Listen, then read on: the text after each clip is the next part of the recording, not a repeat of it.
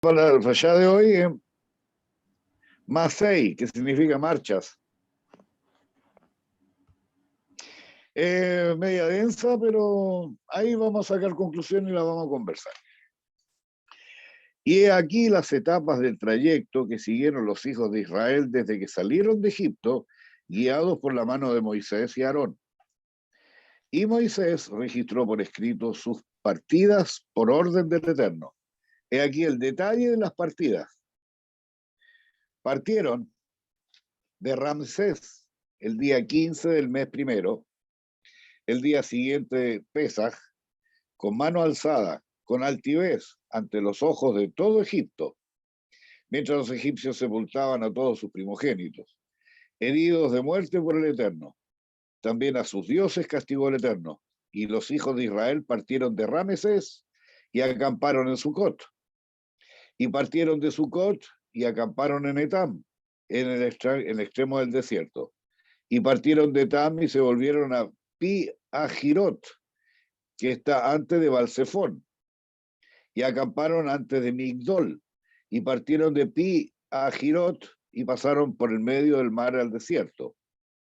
Y anduvieron 3 días en el desierto de Etam y acamparon en Mará. Y partieron de Mará y llegaron a Elim, donde había 12 manantiales de agua y 70 palmeras, y acamparon allí. Y partieron de Elim y acamparon junto al Mar Rojo, el Yamsuf. Y partieron del Mar Rojo y acamparon en el desierto de Sin. Y partieron del desierto de Sin y acamparon en Dafká. Y partieron de Dafká y acamparon en Alush. Y partieron de Alush y acamparon en Refidim, donde el pueblo no tenía agua para beber. Y partieron de Refidim y acamparon en el desierto de Sinaí. Y partieron del desierto de Sinaí y acamparon en Kibrot Ataabá. Y partieron de Kibrot Ataabá y acamparon en Hazerot.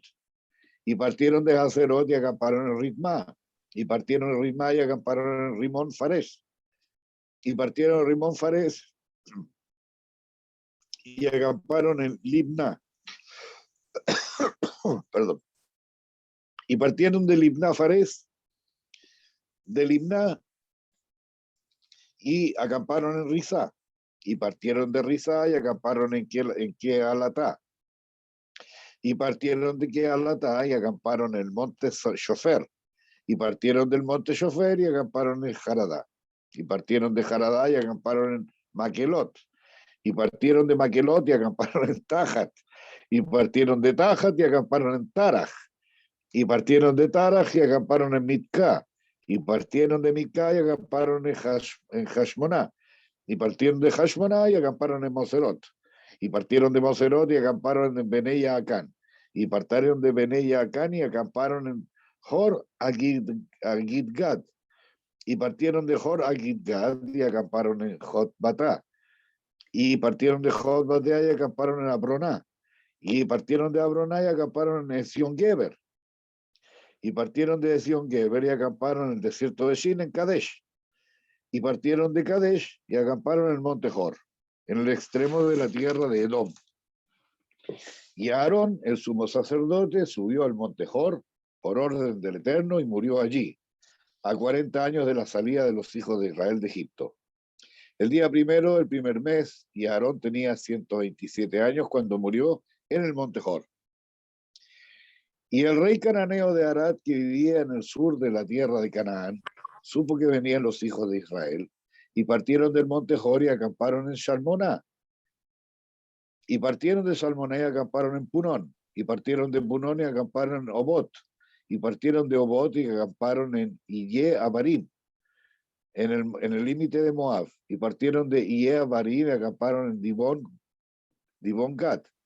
Y partieron de Dibon Gad y acamparon en Almón Diblataim. Y partieron de Almón Diblataim y acamparon en los montes de Barim, frente a Nebo. Y partieron de los montes de Abarim y acamparon en los llanos de Moab, junto al Jordán, cerca de Jericó. Y acamparon junto al Jordán, desde Bet Hasimot hasta Abel Sittim, de los llanos de Moab.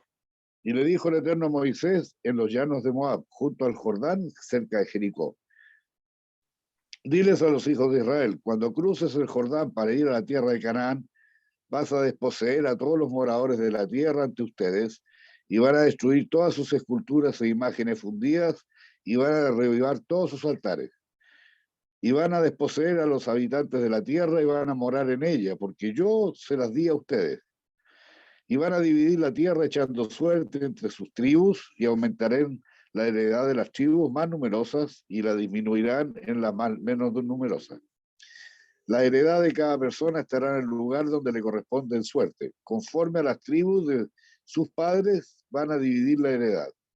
Pero si no desposeen a los moradores de la tierra ante ustedes, ocurrirá que quienes permanecieron en ellas como espinas serán como espinas en sus ojos y van a aguijonear sus costados y los van a oprimir en la tierra donde van a habitar. Y como yo pensé hacer a ellos, voy a hacer a ustedes. Y el Eterno le dijo a Moisés, ordena a los hijos de Israel, cuando hayan entrado a la tierra de Canaán, esta será la tierra que les va a tocar por heredad, la tierra de Canaán hasta sus confines. El límite sur será para ustedes desde el desierto de Sin y seguirá por la costa de Edom hasta el extremo del mar Salado, o mar Muerto, al oriente. Y hará un rodeo hasta la subida de Acrabim. Continuará hasta Sin, pasará por el sur de Kadesh Barnea, subirá luego a Hayat Saradar y de ahí a Ashmon. Y desde Ashmon irá al torrente de Egipto y morirá en el mar Grande, que es el Mediterráneo. En cuanto a la frontera occidental, será el propio mar Grande o Mediterráneo, y el límite norte correrá hasta el mar Grande, hasta el monte Hor. Y desde el monte Hor seguirá hasta la entrada de Hamat, y de ahí hasta Sedad, y desde ahí hasta Sifrón, y de ahí hasta Hasan Enán. Tal será su límite septentrional y van a trazar su frontera oriental desde Hasan Enán hasta Shefam. Y de ahí van a bajar hasta Ribla, que es el este de Ain, y alcanzarán luego el lado oriental del mar del Kineret o el Genesaret, mar de Galilea o lago Tiberíades. Desde ahí llegará el Jordán, seguirá a lo largo de este y morirá en el mar Salado. Tales son los límites de su tierra. Y Moisés ordenó a los hijos de Israel, esta es la tierra que van a dividir entre ustedes por sorteo, entre las 9 tribus y la media tribu de Manasés. A las tribus de Rubén y de Gad, como asimismo a la otra mitad de la tribu de Manasés, se le había otorgado la heredad aparte, acuérdense la semana pasada, antes de pasar el Jordán. Ambas tribus y la media tribu restante habían tomado posesión por una zona al oriente del Jordán, cerca de Jericó, hacia el sol naciente. Y le dijo el Eterno a Moisés, estos son los nombres de los hombres que van a dividir la tierra por heredad entre ustedes. Eleazar, el sumo sacerdote, y Josué, hijo de Nun, y van a tomar un jefe por tribu para posesionarse de la tierra. Tales son de la tribu de Judá, Caleb, hijo de Jefoné, de la tribu de Shimeón, Shmuel o Samuel, hijo de Amiud, de la tribu de Benjamín, Elidad, hijo de Quislón,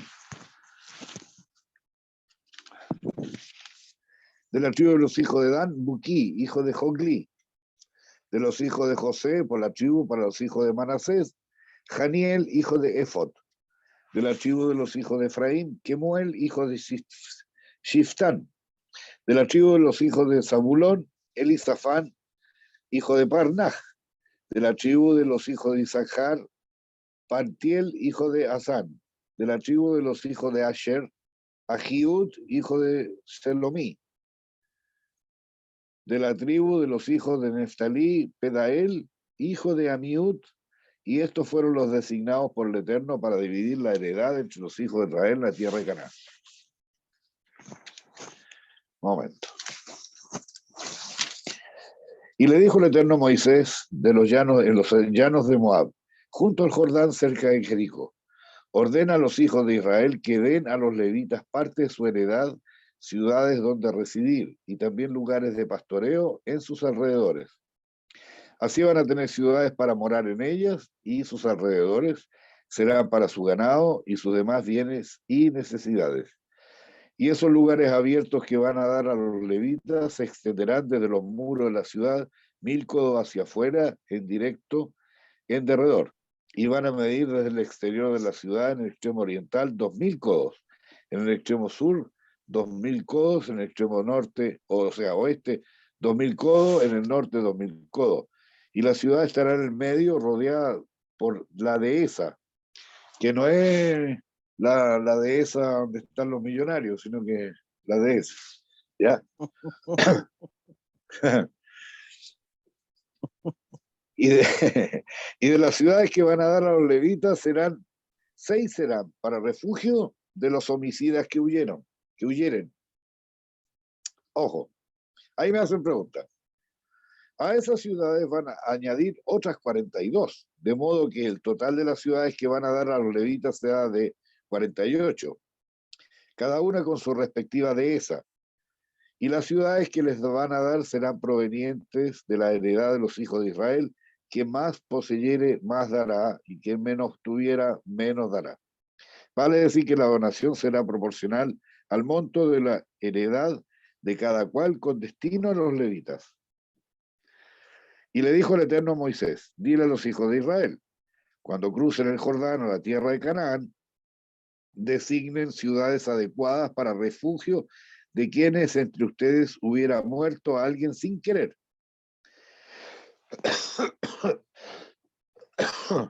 Estas ciudades van a servir de asilo al vengador de la sangre, para que no sea ajusticiado antes de ser juzgado ante el tribunal de la congregación. Las ciudades destinadas para ellos serán 6, que serán para ustedes ciudades de asilo. Serán 3 del lado oriental del Jordán y 3 en la tierra de Canaán, tanto para los hijos de Israel como para el extranjero y el peregrino de otras tierras, para que puedan refugiarse ahí cualquier persona que quite la vida al prójimo por equivocación o por casualidad. Pero si hubiese herido de muerte con instrumento de hierro, será considerado homicida y por lo tanto será muerto irremisiblemente. Y si se hubiera matado con una piedra, también será considerado homicida y por consiguiente será justiciado. Y si hubiera matado con objeto de madera, igualmente morirá por ser asesino. El propio vengador de la sangre matará al homicida donde quiera que lo encuentre. Si el que quitó la vida a su prójimo lo hizo derribándolo por odio o arrojándole de propósito alguna cosa encima, o si mató a su prójimo golpeándolo con las manos, el matador será castigado con la muerte por ser homicida. El vengador de la sangre lo matará donde quiera que lo encuentre. Pero si por el contrario, accidentalmente y sin odio, causa la muerte de su prójimo, derribándolo o arrojándole algo encima sin querer, o sin verlo lo mate accidentalmente con una piedra sin hacerlo premeditadamente, juzgará el tribunal entre el que mató y entre el vengador de la sangre según estos preceptos. El tribunal liberará al matador del vengador de la sangre y lo volverá a la ciudad de asilo donde se hubiera refugiado, y ahí va a habitar hasta la muerte del sumo sacerdote ungido. Y si el asesino sale del territorio donde se asiló y el vengador de la sangre lo mate fuera de aquel territorio, esta muerte no se considerará culpable, porque el asilado deberá permanecer en la ciudad de refugio hasta la muerte del sumo sacerdote, ya que solo después de la muerte de éste podrá volver el asilado a la tierra de su posesión. Y van a cumplir esta ley en todas sus generaciones, donde quiera que vivan. Todo el que hiere de muerte al prójimo premeditadamente será ajusticiado por el testimonio de testigos, y un solo testigo no bastará para la condena de muerte, y no van a aceptar rescate por la vida del homicida, que deba ser condenada a muerte, pues ha de ser muerto irremisiblemente. Y tampoco van a aceptar rescate por el que huyó de la ciudad donde se había asilado para volver a residir en su tierra, hasta la muerte del sumo sacerdote. Y no van a profanar la tierra donde estés, porque la sangre profana la tierra, y la tierra no puede ser expiada por la sangre derramada en ella, sino por la sangre de quien la derramó. Por lo tanto, no se impurifique la tierra donde residan, en medio de la cual yo habito, porque yo, el Eterno, vivo entre los hijos de Israel.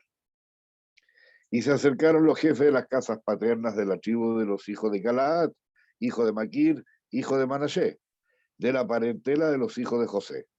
Y hablaron con Moisés delante de los jefes de las demás tribus de los hijos de Israel. Y dijeron, el Eterno mandó a nuestro Señor que diera la tierra por heredad, echando suertes a los hijos de Israel, y nuestro Señor recibió orden del Eterno de dar heredad de nuestro hermano Zelofhad a sus hijas. Si ellas se casan con hijos de otras tribus de Israel, su heredad será tomada por la heredad de nuestros padres y será agregada a la heredad de la tribu a que pertenezca el marido respectivo. Vale decir que se reducirá lo que nos haya tocado en suerte. Y aun cuando llegue el jubileo para los hijos de Israel, aquella heredad quedaría agregada a la de otra tribu y sustraída de la tribu de nuestro padre. Entonces Moisés, por orden del Eterno, declaró a los hijos de Israel, dice bien la tribu de los hijos de José. He aquí lo que el Eterno ha resuelto respecto de las hijas de Zelofhad, que cada una de ellas se case con quien quiera, siempre que sea dentro de la tribu de sus padres. De tal modo, la heredad de los hijos de Israel no va a pasar a una tribu a otra, porque cada uno de los hijos de Israel se aferrará a la heredad de su tribu. Y cada mujer que posea una heredad en cualquier tribu que fuera, se ha de casar con un hombre de la tribu de su padre, para que los hijos de Israel tengan parte en el patrimonio de sus padres. En suma, la heredad no pasará de una tribu a otra, sino que cada una de las tribus de los hijos de Israel se va a aferrar a su propia heredad. Y las hijas de Zelofhad hicieron lo que el Eterno había ordenado a Moisés. Y Mahla, Tirsa, Jogla, Milca y Noa fueron mujeres de los hijos de sus tíos, se casaron con la familia de los hijos de Manasé, hijo de José, con lo que su heredad quedó en la familia del padre de ellas. Tales fueron los mandatos que impartió el Eterno a los hijos de Israel por intermedio de Moisés en las llanuras de Moab, junto al Jordán, cerca de Jericó. Hazak, Hazak, Beitz, Hazek. Terminamos números. Y ya pasamos la próxima semana de Barim. Palabras. Bueno, esta para allá es densa, pero hay una cosa, no sé si ustedes se fijaron, se dieron cuenta, o si no se fijaron, no se dieron cuenta. La pregunta la hago yo. ¿Qué cosa faltó aquí decir en esta para allá? ¿Con respecto a cuál tema? Toda la para allá. Hay algo que no se dice. Hay algo que no se dice, que no se menciona, que no se habla y que se supone que es algo tan importante. A ver, a mí yo no sé si responde a tu pregunta, pero a mí lo que me llamó la atención es de tanto acampar, yo no me pude imaginar el trayecto, porque de algún modo deben haber encerrado algún área, alguna superficie al caminar. Bueno, acuérdate que son 40 años que estuvieron caminando. Sí, sí, claro, pero de algún modo geográficamente tendrían que haber formado una línea al caminar. O era un No, no, zigzag, o era un círculo, o era ¿cómo caminaban? imagínate todo. Círculo, cuadrado, triángulo, línea recta, dar vuelta un cerro, imagínatelo todo. Oye, y la muerte de Aarón, que era tan importante, pasó como desapercibido, la menciona nomás. La Claro. menciono nomás, en el Montejor, Nada que más. murió de 127 años. Y Pero hay punto. dos cosas que no menciona esta para allá. A ver. Y que es extraño.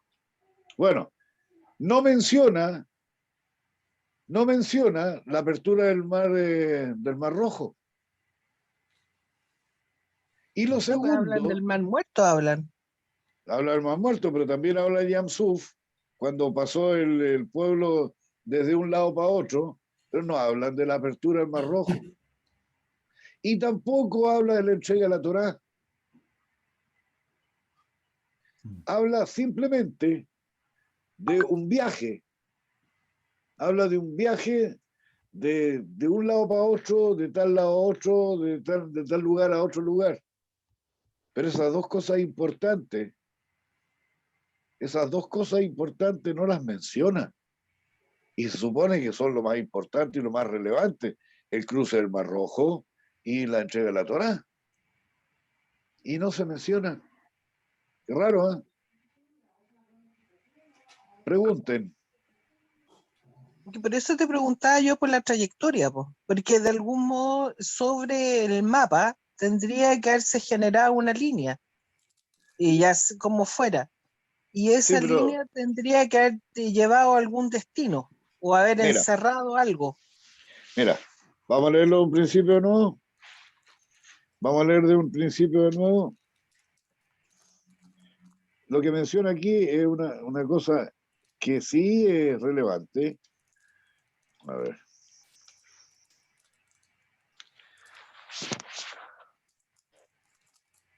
Espérate. Mira, aquí te habla de las etapas del trayecto que siguieron los hijos de Israel. Mira, desde que salieron de Egipto, guiados por la mano de Moisés y Aarón. Y Moisés registró por escrito sus partidas por orden del Eterno. Aquí está el detalle de las partidas. Entonces parte diciendo, partieron de Ramesés el día 15 del mes primero, el día siguiente de Pascua, con mano alzada con altivez ante los ojos de todo Egipto. Y mientras los egipcios sepultaban a todos sus primogénitos heridos de muerte por el Eterno, también a sus dioses y todo lo demás. Y después sigue hablando y dice, partieron de Sucot y acamparon en Etam, en el extremo del desierto, y se volvieron a tal. Aquí dice, y pasaron por el medio del mar al desierto, por el medio del mar. Pero no dice que el mar se abrió. Y no Dice que dicen pasaron. quemar. No, sí, se supone que el Mar Rojo. Y partieron del desierto de Etam y acamparon en Mará. Aquí dice el Mar Rojo, y partieron de Elim y acamparon junto al Mar Rojo, Yam Suf. Y partieron del Mar Rojo y acamparon en el desierto de Sin, y partieron del desierto de Sin y acamparon en Dafká, y bla, bla, bla. Sigue. Pero no, dice que el mar se abrió, ¿Y por y qué cuando no? llegan a... ¿Ah? Bueno, ¿y por qué no los dos hechos quizás más importantes y sobre todo la entrega de la Torá, cómo no lo mencionan en el resumen? ¿Qué quiere decir? Buena, Sí, bueno, pero todo el mundo lo lee, pero nadie se da cuenta. sí, claro. Sí, ¿Cuál es la razón de que, porque se pasaron en el medio del mar? Pero no dice que se abrió el mar. claro. ¿Será que no es necesario volver a insistir en eso de que el mar se abrió y que pasó el pueblo por lo seco? No será necesario porque eso para ellos era tan normal, fue un hecho tan absolutamente normal que no tuvo ninguna relevancia para este resumen. Cuando a ti, por ejemplo, te dicen, oye, mira, estuve en San Antonio, anduve en bote, qué sé yo, y después, mira, anduve en bote, y después me fui a comer un mariscal, o me fui a comer un pescado frito en el puerto. O sea, para ti era natural.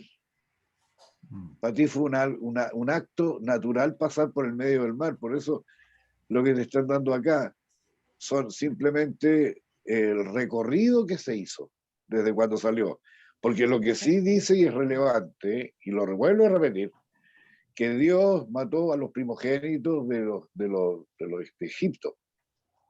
Y lo dice ahí, con brazo fuerte, que Dios mató a los hijos mayores de los egipcios y salieron de ahí. Para eso sí hubo relevancia, la muerte de los primogénitos. Pero el paso por el Mar Rojo, no. Y la entrega de la Torá, ¿no será que estaban tan integrados con la Torá que es tan natural recibir la Torá? para nosotros que no era necesario mencionarla. Es raro porque la Y yo- Torá es como el hecho más importante de la historia Sí, nuestra. pero lo que pienso es que aquí simplemente lo que están dando es todo el recorrido que se hizo. Mm. Sí, pues eso es el hincapié en eso. En nada más que el recorrido que se hizo antes de entrar a la Tierra Prometida, en los 40 años. Hay que recordar también que los primeros 40 años tampoco se habla del maná. O sea, esto simplemente es una carta de trayecto de lo que hizo el pueblo sin ahondar en cosas más esenciales que para nosotros son relevantes porque estamos leyendo la Torá. Pero para ellos a lo mejor no era necesario ni relevante dar ese tipo de, ¿cómo se llama? Dar ese tipo de argumentos, porque para ellos lo importante fue, miramos para atrás y recorrimos tanto, y 40 años estamos a punto de entrar a la Tierra Prometida, y lo que nos pasó fue, está escrito, y es simplemente una anécdota, que Pero la una tenemos que contar a nuestros hijos. Es es una raro una anécdota, anécdota. es una anécdota que para nosotros lo más importante fue haber recorrido los 40 años Mm. en este minuto. Lo importante es que ya pasamos 40 años y lo que nos pasó ya nos acordaremos después. Es como cuando uno se va de viaje y después de mucho tiempo vuelve a la casa. ¿Qué es lo que quieres tú? Oye, recorrí esto, recorrí. Tú te vas de turista. Oye, ¿dónde fuiste? Mira, estuve en Roma, estuve en Francia, estuve en España, estuve en tal parte, estuve aquí, de ahí me fui para allá, y de aquí para acá, y de aquí para allá, y recorrí esto y recorrí lo otro. Y ahora vuelvo a la casa y ahí en mi casa ya empiezo a recordar las cosas más específicas. En tal parte recibí la Torá, en tal parte recibí, se abrió el Mar Rojo, y en tal parte esto. Tú lo que estás contando es simplemente una relación de lo que hiciste en tu viaje de turismo por los 40 años que estuviste en el desierto. Oye, y no también será, te va remarcando un poco lo frágil que es la memoria humana, porque viste No, milagros, viste cosas sorprendentes, ni siquiera lo mencionas después. porque eso se lo cuentas tú, eso lo cuentas tú a tus hijos después. Eso lo cuentas a tus hijos, a tus nietos. Claro, pero tiene Yo que quedar visité. escrito, porque si no se te olvida todo. No, por eso que está escrito, si está Claro. escrito en las otras parashot. No, y Pero a eso quizás ti, lo importante de la historia, de dejar las cosas, o sea, las cosas sorprendentes, dejarlas en la historia. Porque se te olvida sí, todo, se te olvida el ser humano, y al final la memoria es lo que lo que te puedes acordar. Si no está escrito, no sucedió. pero, Él- pero sí está él- escrito. claro, Perdón, la Torá no está pensada como un, o sea, perdón, la Torá no, la Parachá no está pensada como un mensaje para la semana. Sí, Entonces, dentro de eso, a lo mejor esta semana está enfocada a ese caminar, a ese moverse de un lugar a otro y no a los obstáculos ni a los eventos que se encuentran en cada lugar, sino que simplemente al moverse, al trasladarse, a lo que significa el movimiento, a la acción en sí.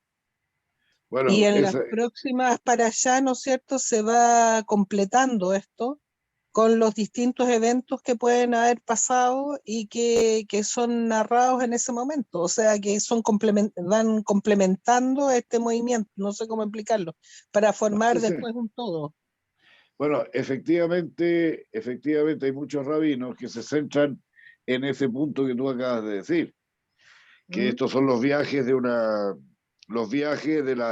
la civilización o los viajes que tenemos en la vida.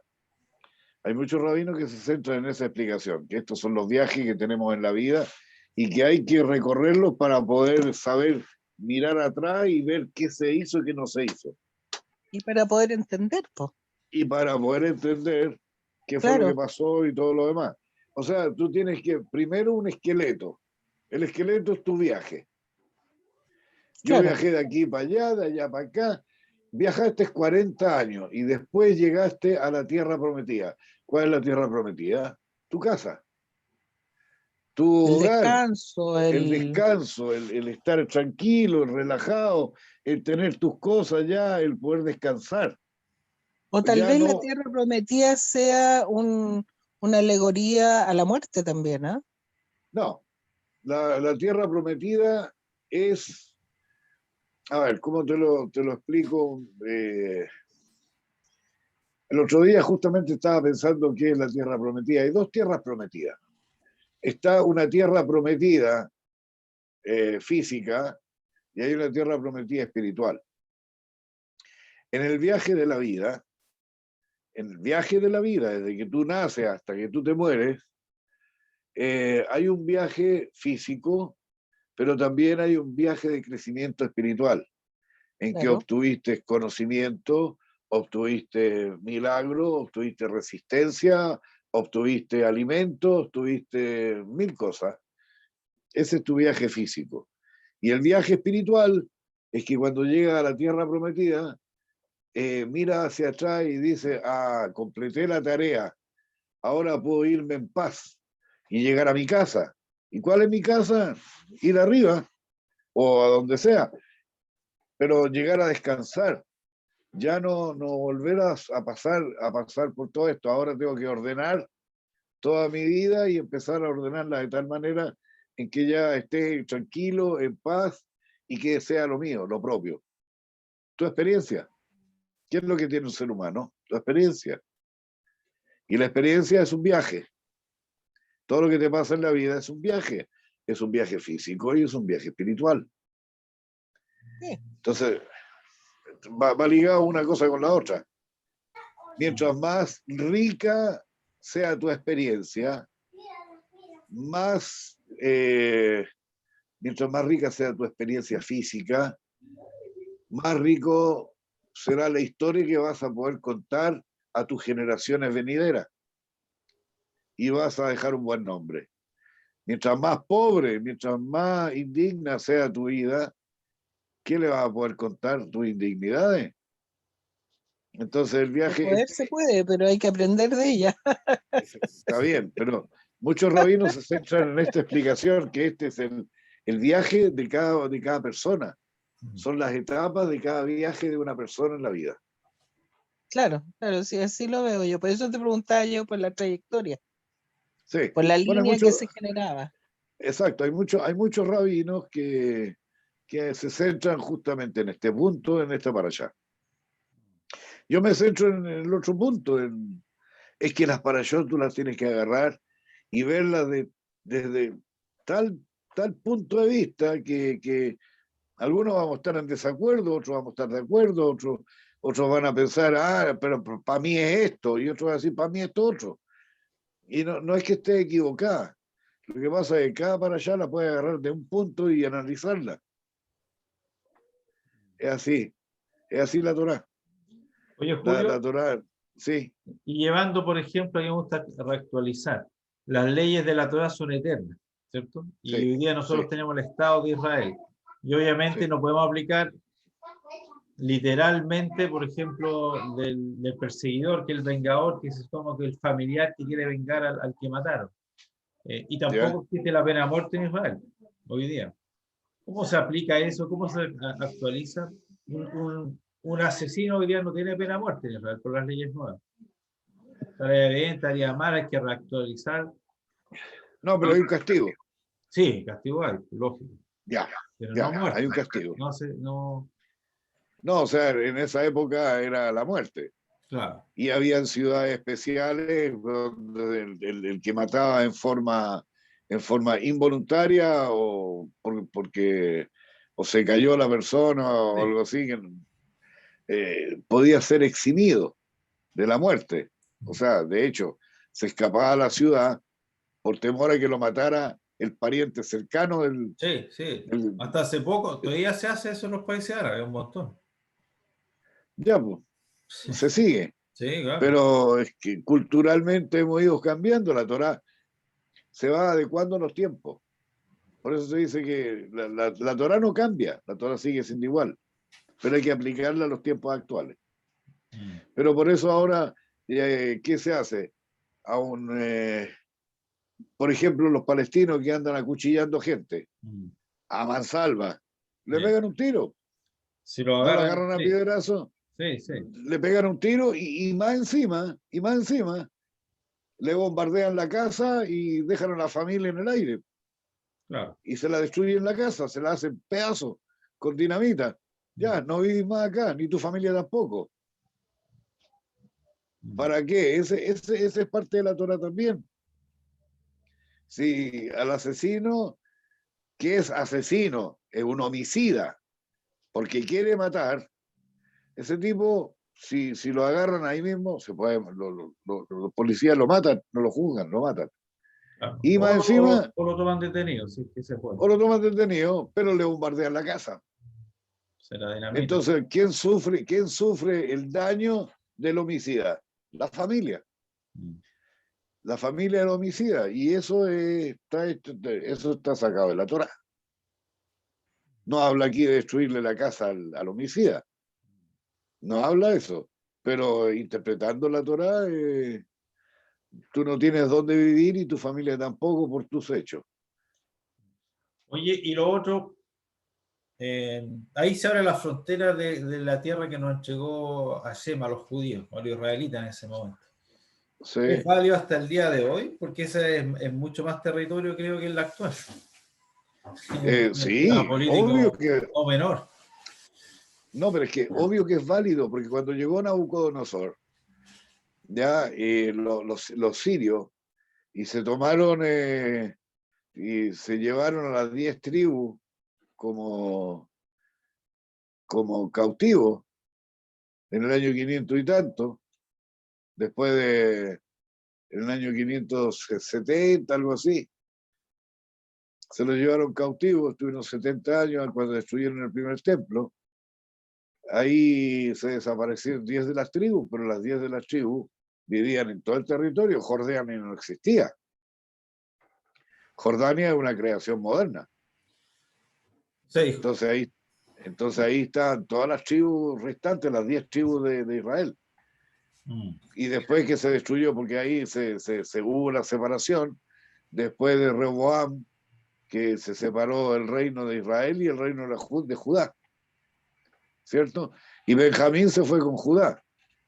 Y todas las otras 10 tribus quedaron hacia el norte. Y ahí están todos los países creados actualmente. Es un tema no menor eso, que es bastante más territorio. Es parte de Egipto, de Jordania, de Siria. Exactamente, exactamente. Porque Siria era frontera con Israel. Sí, claro. Jordania era parte de Israel. Sí. Y toda esa zona norte.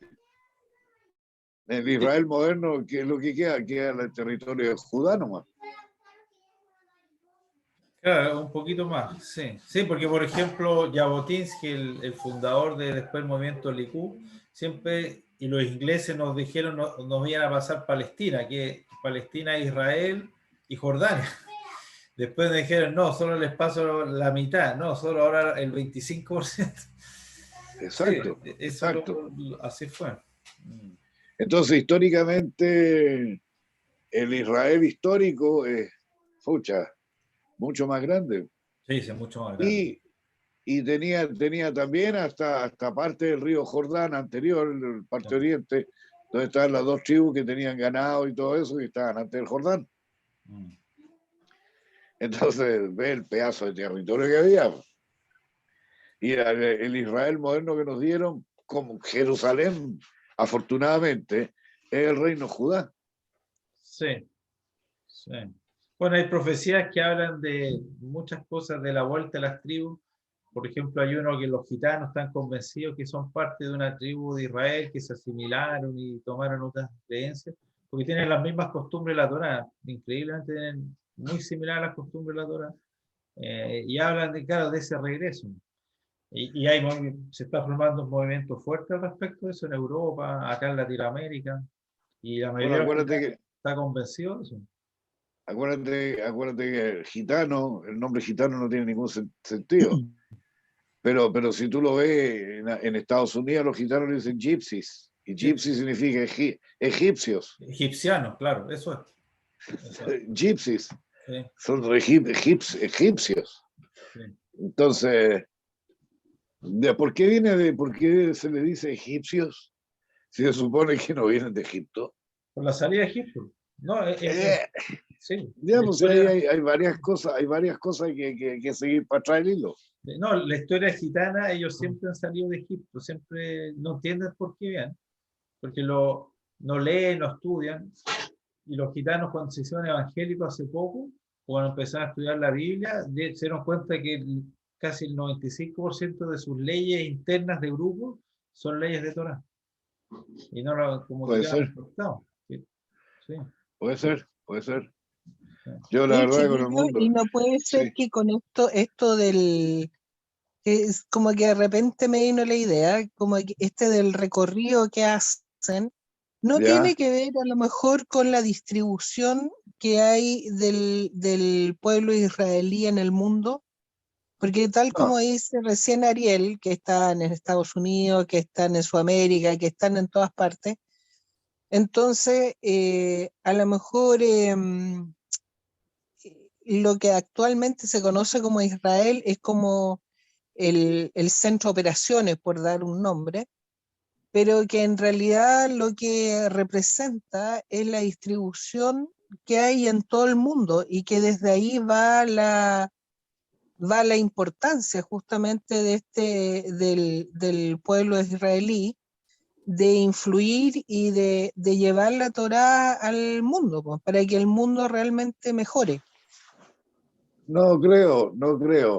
O sea, tu argumento así no, no es malo, pero lo que pienso es lo siguiente: esto fue dado por Dios a Moisés en una tierra específica. No hablemos del Israel espiritual ni nada por el estilo, hablemos del Israel físico. Territorio delimitado, terrenal, con Jerusalén como capital.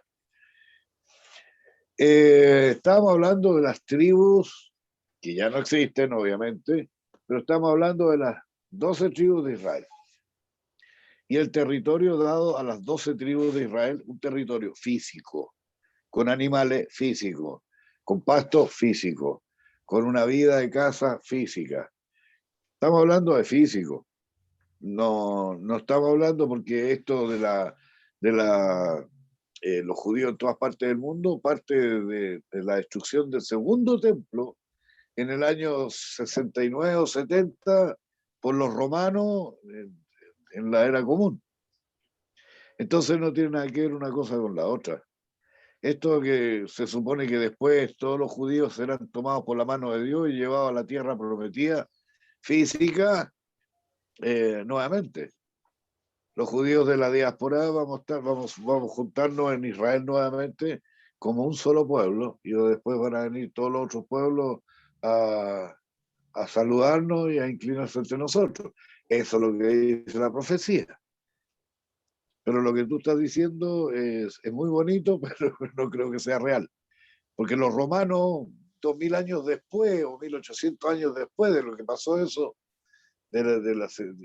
fueron los que produjeron el desmembramiento de la Judea y la expulsión de los judíos para todos lados del mundo. Teníamos que seguir viviendo, que algo físico.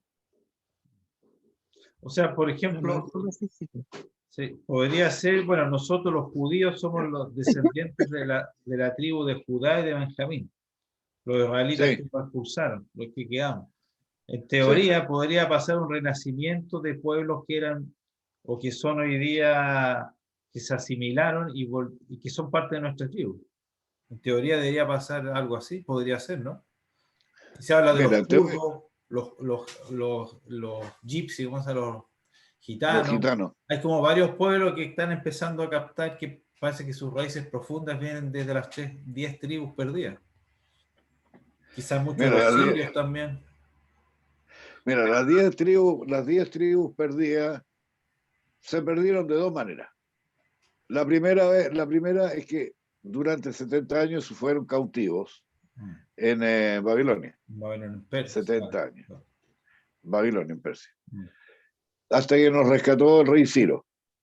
De toda la población judía de las 30 de las 10 tribus que fueron capturadas, se dice que fueron los que volvieron a leer la Torá y a escribir, a reconstruir el templo de Salomón, con Ezra a la cabeza, fueron 30.000. Nada más. Los otros tantos millares que quedaron allá en Babilonia se mezclaron, Claro, y perdieron el espíritu, porque se mezclaron con otros pueblos, hicieron negocios, se quedaron estudiando allá, se quedaron trabajando allá, se hicieron amigos allá, sus hijos se casaron con sus hijas y se desapareció. O sea, si tú tienes un pueblo asimilado a tal grado, entonces las únicas dos tribus que quedaron en pie, siguiendo la tradición y estudiando y aprendiendo Torá, fueron las de Judá. Por eso nos llamamos judíos. Sí, claro. Nada más. Si no, seríamos israelitas todavía. Las 12 tribus de Israel quedaron dos. Y se fusionaron entre las dos en Judea. Pero siguieron pensando como judíos. No se asimilaron. Pero los otros ya se habían asimilado ya hace rato. O sea, se los llevaron porque tenían un pensamiento pro-babilónico y ya, pues, vamos para allá nomás, total, ¿qué tanto? Pero el caso de los gitanos es increíble. Ellos nunca se asimilaron a ninguna cultura. También se dieron con No, sus ellos fuertes, siempre han sido así como... sí, milenarias. Y no tiene que Hay ver con que, religión, tiene que ver con las leyes de ellos. Y que son muy similares a las nuestras. Es increíblemente parecidas. la verdad no me pronuncio Hay una respecto de raíz eso. común, po. Me No parece. me pronuncio. No me No, pronuncio. yo los conozco bien, me he relacionado bastante con ellos, los he conocido y me sorprende tantas leyes iguales. Y no Pero es ojo religión. también, ¿Ah? ojo también. Estoy hablando de la religión judía. Nosotros no somos una religión. No, no, sí sé, por eso, no somos religión. Somos una forma de pensar. Sí, claro. Somos una forma de pensar que tenemos un Dios único que no tiene forma ni imagen, pero no somos una religión. No. Que dentro de nuestra forma de pensar hayamos tenido que tener que los sacrificios de animales, que la sinagoga, que los tipos de rezo, es para congregarnos, para no olvidarnos que somos un ente común dentro de una sociedad y que tenemos que comportarnos de ciertas maneras y todo lo demás. Pero el judío no necesita ir a una sinagoga para poder rezar. Un judío no necesita un cura para contarle sus cosas. Un judío no necesita intermediario para hablar con Dios. Un judío no necesita no necesita que una iglesia o arrodillarse frente a una imagen. No, nosotros somos diferentes, pensamos de forma distinta. Ahora, ¿cuál es la verdadera relación que existe entre el judaísmo y la naturaleza y Dios? Es una cosa espiritual profunda. Las otras religiones, como están metidas con tanto tipo de cosas y formas, pierden la noción de lo que es realmente la divinidad. Que están hechos para el poder. Justamente. Si tú quieres hablar con Dios, aquí yo dentro de mi caseta de guardia me siento, leo, estudio, aprendo, hablo con Dios, le doy las gracias, hablo con Él, le cuento chistes, me río. Es una relación, es bien diferente a hablar con un cura. Ven, hijo mío, confiesa tus pecados.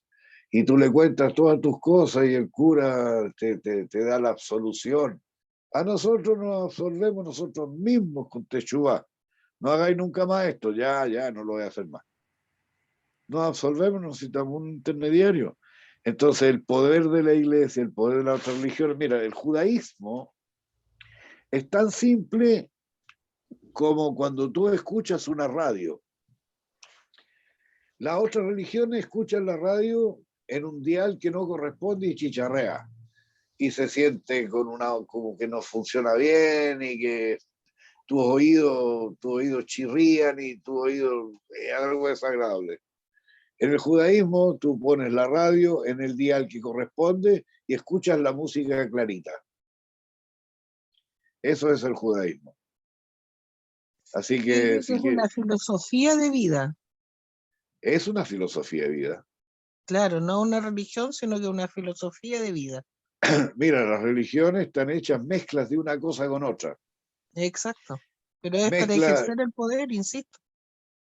Bueno, indudable, pues si hoy día está escuchando que el Banco Vaticano, por ejemplo, el Banco Vaticano ha lavado no sé cuántos millones de euros de la mafia y de la mafia Estados Unidos, de la mafia italiana y también de muchos caudillos sudamericanos que ponen su plata en el Banco Vaticano para blanquear el dinero de la droga, mal habido, el dinero producto de robo, de encierro, de maltrato, de mantener a la gente en el más absoluto esclavitud, para ganar ellos.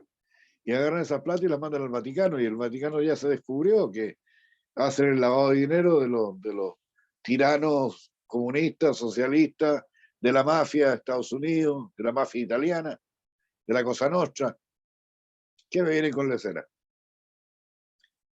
Entonces, y después hablan de humanidad y hablan y tienen más riqueza que nadie.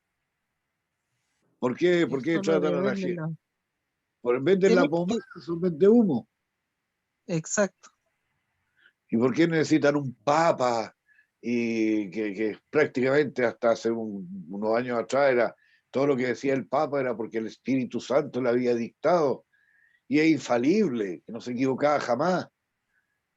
Si es un ser humano, antes de ser papa no iba al baño y después de ser papa que los ángeles limpian el traste. No creo, ¿no? No, claro, es la... Sí. Pero es solo de las Pareciera vestimentas que usan, pues, y la cantidad de oro y cosas que hay a la vista, sí, el brillo que hay por todos lados, entonces no es el brillo de la persona, pues, sino que es el brillo externo. Falso, ¿no? exacto. Eso es. Mira, nosotros decimos que la Torá, o sea, las palabras de la ley son la vestimenta de la Torá. Exacto. Mientras más se sepa de la vestimenta, mejor, más se realza la Torá. Claro. Así que nosotros no piensen que somos una religión, porque como dicen, tú soy de religión judía. No, soy judío. No tengo religión. Eso es lo extraño que nadie entiende. La religión. Sí, es un pacto político al final, es un pacto político entre Dios y nosotros. Es como una constitución. Es como, claro. Sí, eso es. Pero si Dios dice, esta es su constitución, ¿por qué se llama a Moisés, le dicen, el gran legislador? Porque nos dio una constitución. Pero él no nos dio la constitución. La constitución fue dictada por Dios directamente a Moisés para que Moisés la escribiera. Claro. Entonces es una constitución divina. Y lo que es divino es eterno. Claro. Y el ser humano siempre cae en el primer mandamiento, no lo entiende, idolatría. Creen en las Exacto. vestimentas, creen en el dinero, creen en el oro, creen en los políticos, creen en los artistas. Te voy a Por contar, eso lo engañan, porque no tiene fe en sí mismo. mira, yo te voy a contar Ya. una cosa. ¿Te has puesto a pensar eh, por qué el Papa usa una cuestión aquí arriba como la cabeza de un pescado y atrás como dos patas? Simple. No, es un símbolo de ser, por algo. ¿Pero sabéis de quién es el símbolo? Del dios No, Mitra. probablemente. El dios Mitra, que era el símbolo de los soldados romanos, Mm. era la cabeza de un pescado. Y por eso que la mitra tiene esa forma, si tú ves, el hocico, en la boca un pescado, que se lo pone aquí con dos colitas para atrás, que son las aletas, el dios Mitra. Y se llama Claro. Mitra papal. El Papa usa una mitra. Mira, po. O sea, empecemos a desmistificar toda esta cosa. Sí, po. Bueno, pero ahí son las creencias de cada uno, ahí no. No, está bien, Sí, pero está bien. desde mi punto de vista, hay que, si queremos leer Torah y aprender Torah, tenemos que abrir la mente Ah, sí. y saber que la Torah es Emet, real, ¿ya? Y que estaba desde, no la hizo pensándola Moisés. Él recibió la orden de hacerlo. ¿De dónde? De algo mucho infinitamente más grande. Sí, claro. Así que no es algo humano creado por lo humano. Mm. Por eso hay que tenerle cariño y respeto y leerla y estudiarla y aprender. Así es, pues. Ya, hoy estamos en la hora que tengo. Ya, Muchas cosas que Oye, decir. oye, Ya. ya. Muchas gracias, Julio y Cristina, que estén Ya. todos bien. está bien. Muy buena la Chao, Shawato, chao. Que tengan cuídense buen mucho. domingo. Igual. Igualmente. Chao, Buena Chao, Cristina. chao. semana. Chao. Chao.